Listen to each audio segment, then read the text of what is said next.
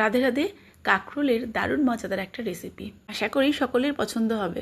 তো এই কাঁকরোলের পুর ভরা ডেভিল বানানোর জন্য প্রথমে আমি এখানে নিয়েছি 4টে কাঁকরোল। কাঁকরোলগুলোকে ভালো করে ধুয়ে নিয়েছি আর তারপর একটা পিলারের সাহায্যে হালকা করে ওপর থেকে খোসা ছাড়িয়ে নিচ্ছি।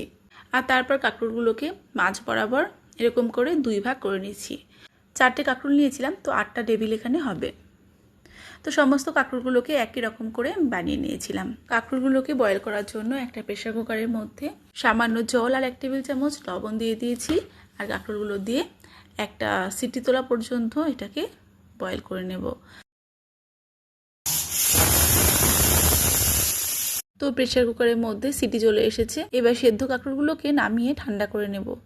খেয়াল রাখতে হবে যাতে কাঁকরোলগুলো বেশি গলে না যায়।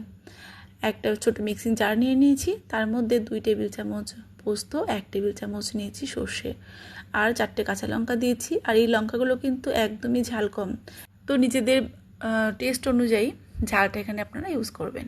তারপর 2টো পাক দিয়ে আমি দেখুন এটাকে কিন্তু একটু গুঁড়ো গুঁড়ো করে নিয়েছি। তো এবার বাকি উপকরণগুলো এর মধ্যে মিশিয়ে নেব। 2 টেবিল চামচ নারকেল কোড়া দিয়েছি।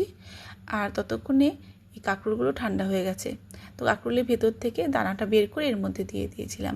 তারপর 1 টেবিল চামচ হলুদ, 1 টেবিল চামচ লবণ, মিষ্টি দিয়ে এটাকে পাক দিয়ে নিয়েছি। দেখুন একটু দানা দানা রেখেছি, পুরো কিন্তু মিহি করে পেস্ট করে নিই। তারপর একটা কড়াই গরম করে তার মধ্যে সর্ষের তেল দিয়ে দিয়েছিলাম কিছুটা কালো জিরে। কালো জিরে খুব ভালো করে ভাজা হয়ে গেলে পেস্ট করে রাখা কাঁকরোলের মিশ্রণটা দিয়ে দিচ্ছি।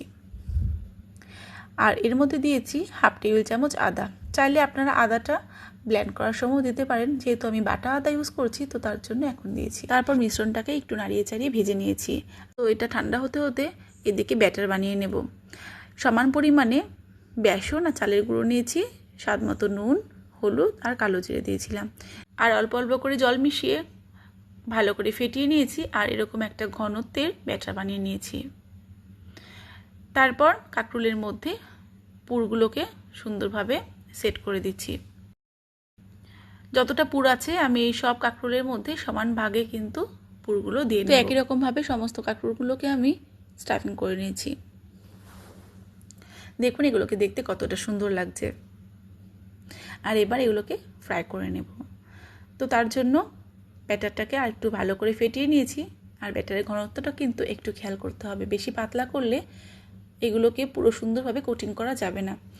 তারপর একটা চামচের সাহায্যে এগুলোকে খুব ভালো করে বেসনের মধ্যে ডুবিয়ে ছাঁকা তেলে ভেজে নিতে হবে। কড়াই আগে থেকে সাদা তেল গরম করতে দিয়েছিলাম। আর এবার কাঁকরোলগুলোকে এপিট ওপিট উল্টে পাল্টে লাল লাল করে ভেজে নামিয়ে নিচ্ছি। তো কত সহজভাবে তৈরি হয়ে গেল কাঁকরোলের এই মজাদার রেসিপিটা। আর কাঁকরোলগুলোকে ভাজার পরে দেখতেও দেখুন কতটা লোভনীয় হয়েছে। চেষ্টা করবেন এগুলোকে গরম গরম সার্ভ করার জন্য, কারণ গরম অবস্থায় এটা অনেক ক্রিস্পি থাকে। তো আওয়াজ শুনেই নিশ্চয়ই বোঝা যাচ্ছে যে এটা কতটা বাইরে থেকে মুচমুচে আর ভেতরে নরম। শুধু মুখে হোক আর ডালন্নের সাথে এটা কিন্তু অসাধারণ। আমি তো গোবিন্দকে ডালন্নের সাথে ভোগ নিবেদন করেছিলাম। তো আপনার বাড়িতে বানান আর এনজয় করুন ক্রিস্পি কাঁকরোলের ডেভিল। সবাই ভালো থাকবেন। রাধে রাধে।